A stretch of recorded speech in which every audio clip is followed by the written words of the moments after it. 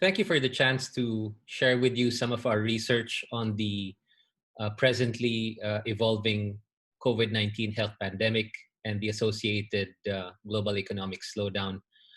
This is part of our ongoing monitoring and research on this particular set of crises.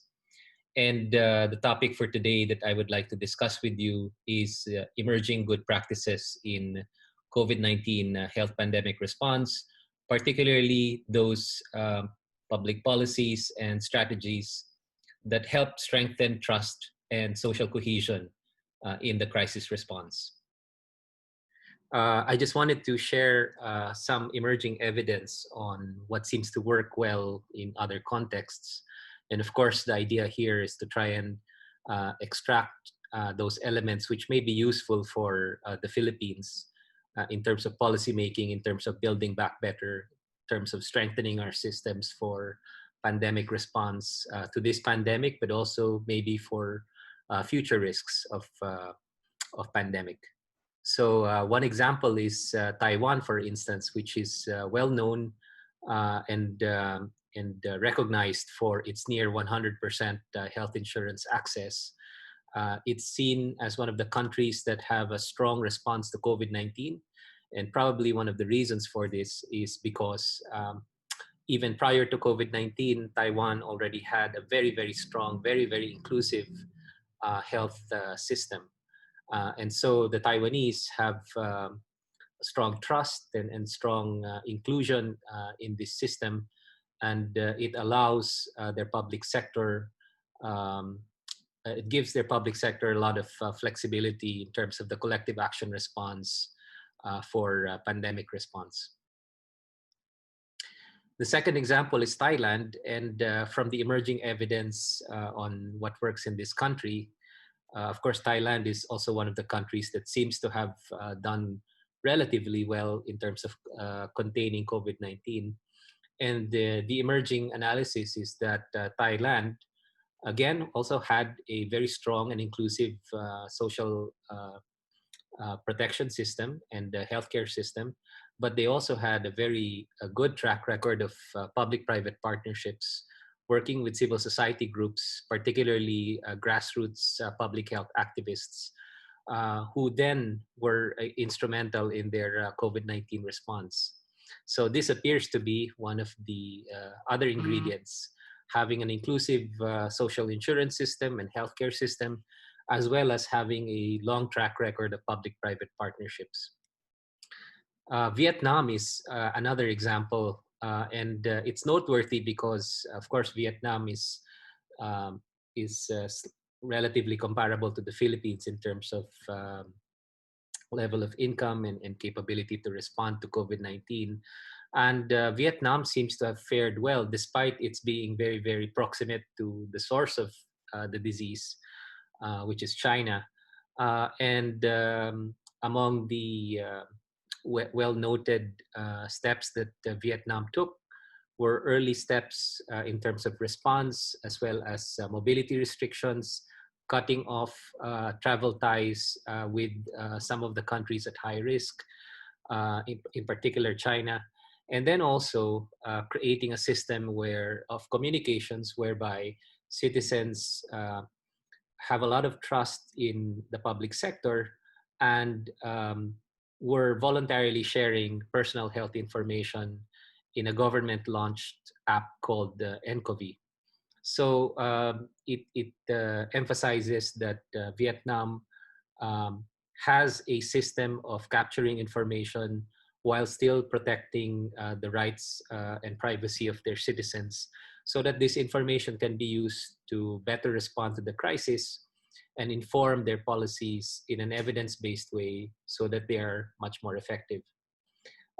Vietnam also has been able to tap its citizens in a form of collective action to provide the relevant information for crisis response, in particular, very strong online messaging to trigger collective action by citizens in support of the government's response to COVID-19. Finally, there is the example of South Korea, which is seen by many as one of the countries with a very strong test, trace, and treat system. And if you look back at the background of South Korea, it actually had relatively weak responses to MERS and SARS, which were previous health risks. And South Korea has learned from these previous challenges, and so built the relevant systems in order to prepare it better for the next pandemic. And so, of course, that is the starting point for South Korea when COVID-19 broke out. And it was in slightly better condition to manage the present pandemic that we're experiencing now. So among the key elements of the South Korean response, of course, is the very strong test, trace, and treat system. It has a very credible and strong mass testing system, and of course, a contact tracing system that is also seen as a standard for many other countries to learn from. And then it also has built into its healthcare system the capability to rapidly realign and build a surge capacity so that in case you have um, challenges like what COVID-19 suggests, COVID-19 will pose, that the healthcare system can develop the absorptive capacity to respond adequately. Now, since you asked about the potential constraints, I will very candidly outline some of the main constraints for countries like the Philippines, which may have populist tendencies. And of course, I'm alluding now to governance. Innovation and technology is one thing, but of course, the political, social, and economic environment uh, will shape whether these innovations, whether to what extent these innovations and technology will be effective and will actually be adequately provided and supplied. So my argument here is that you have an ideal, which is collective action, but you also have the reality for many countries, which is populist tendencies. So I'm going to juxtapose one form of management against the other in order to emphasize the point that it's going to be a governance constraint, not a technology constraint for many countries. And I would posit that's the case for the Philippines. In collective action, you want an emphasis on social cohesion. In populism, you actually have very, very divisive rhetoric, which is the complete opposite. So if you wanted to build a very strong collective action response, that's not necessarily what populists deliver in terms of their style of management. What you want in collective action, strong collective action, is expertise and evidence, the science, the medicine, medical expertise, and everything as far as pandemic response. But under populism, what you have is an anti-complexity bias, an oversimplification bias, and of course, the observation by many that the populism thrives in an almost post-truth world, where there is not necessarily a respect for expertise and evidence, and almost always an oversimplification of many complex issues, and an adherence to shortcuts. In collective action, you want trust building for voluntary behavioral change, and effective collective action at the individual level and at the community level. In populism, there tends to be a bias towards punitive and coercive approaches. Not necessarily voluntary, it's based on punitive approaches. And there is also the risk of high degrees of disinformation, which again is anathema to well-informed individual behavioral changes that could help produce what should be more effective collective action. So the conditions that populists thrive in and maybe even contribute to are not necessarily conducive to the type of trust building for voluntary behavioral change that we would like to see in effective collective action.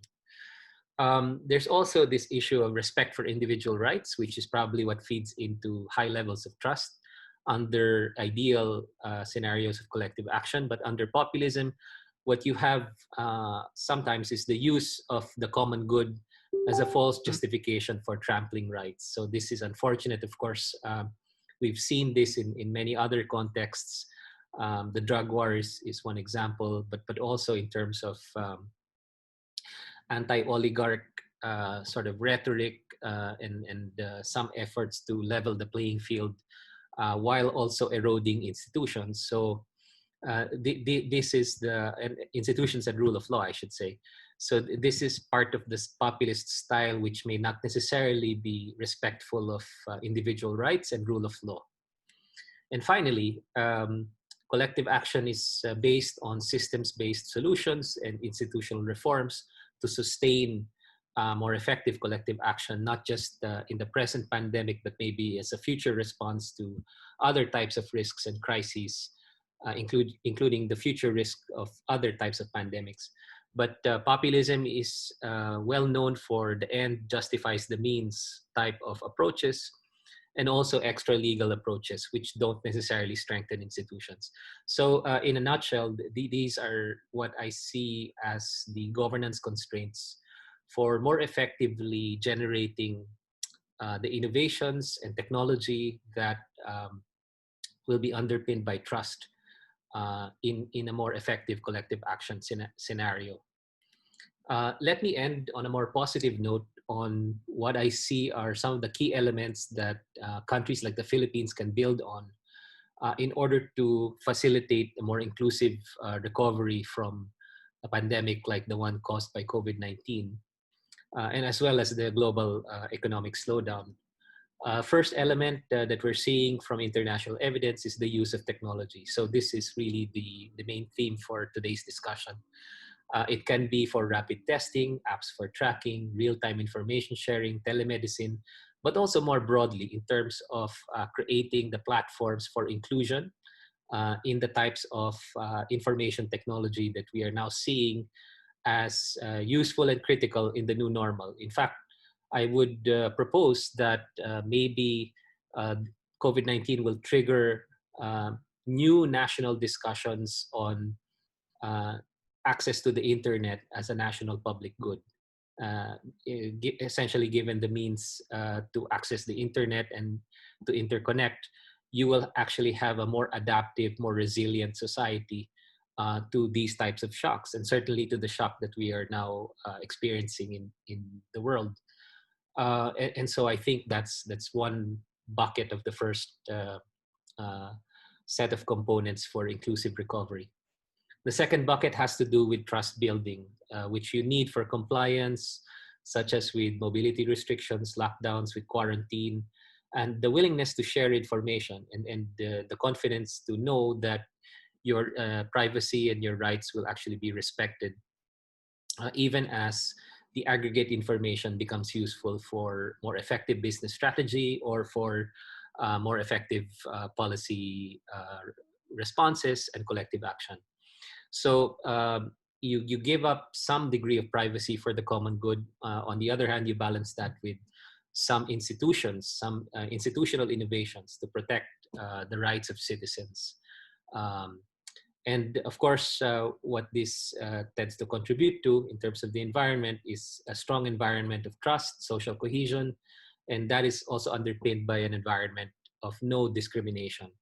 So these are the elements of an environment that populism is not necessarily well known for. And of course, that does suggest that there has to be, in order to have these types of innovations in types of institutions, there has to be some governance, innovation, and progress as well. And finally, I would suggest transformation of the brick and mortar healthcare system, and maybe even the social protection system, and maybe even some parts of the education system, and other types of human interaction. Um, and as you are transitioning to the new normal right now, there could be some innovations, some reforms that will tend to stick even in a post-COVID-19 world.